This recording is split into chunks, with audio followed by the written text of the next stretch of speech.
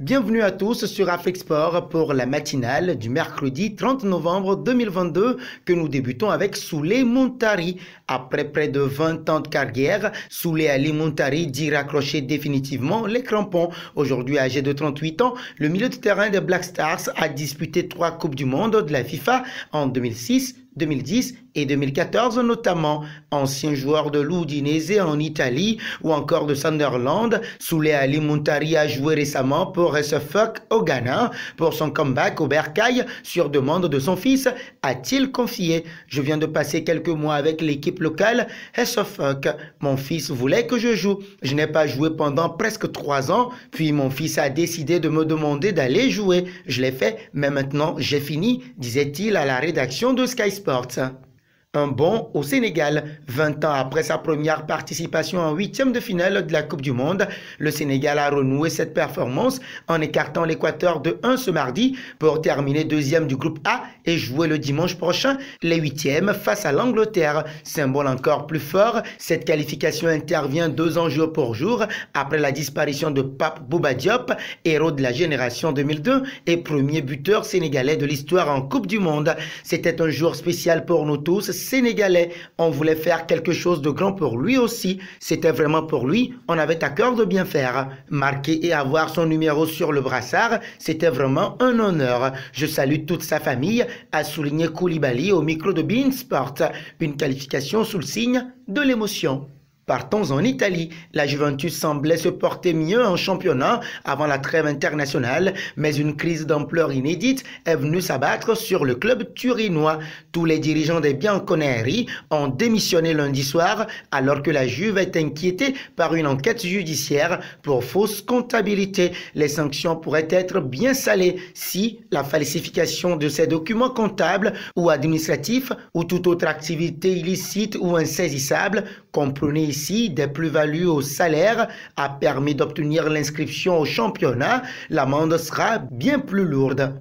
Parlons de Benzema. La possibilité d'un retour de Karim Benzema avec les Bleus a vite été écartée. Alors que certains médias espagnols faisaient état lundi d'un possible retour de l'attaquant madrilène à l'entraînement ce jeudi, certains s'imaginaient déjà l'opportunité de voir le Ballon d'Or 2022 revenir pour la Coupe du Monde. Mais cela a rapidement été écarté par Didier Deschamps. Selon les informations de l'équipe, le buteur de 34 ans n'est attendu au centre d'entraînement du Real Madrid que le 9 décembre prochain. La date de son retour à l'entraînement collectif n'est pas encore programmée alors que les Bleus joueraient s'ils se qualifient le 9 ou le 10 décembre.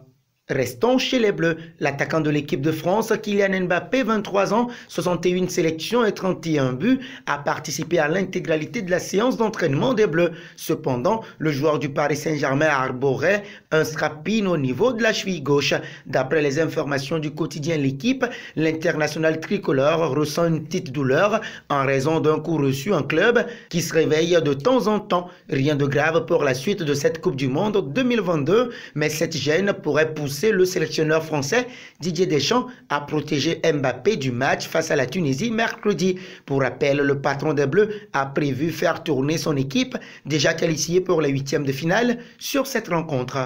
Nous voici arrivés à l'instant quiz avec 3 indices pour connaître notre joueur mystère du jour. Premier indice, je suis un défenseur de 29 ans évoluant en Espagne.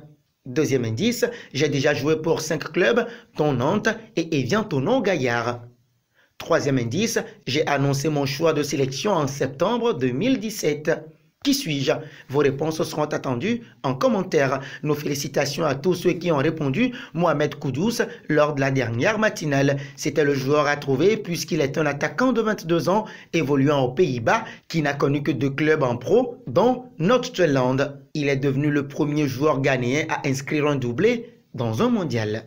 Terminons avec Neymar. Blessé lors du match contre la Serbie, Neymar a loupé la rencontre contre la Suisse avec le Brésil et reste très incertain pour le dernier match de la phase de groupe contre le Cameroun. Déjà touché à la cheville, le Brésilien est victime d'un nouveau problème. Fervent supporter de son pays, Neymar était pourtant absent des tribunes lors de Brésil-Suisse.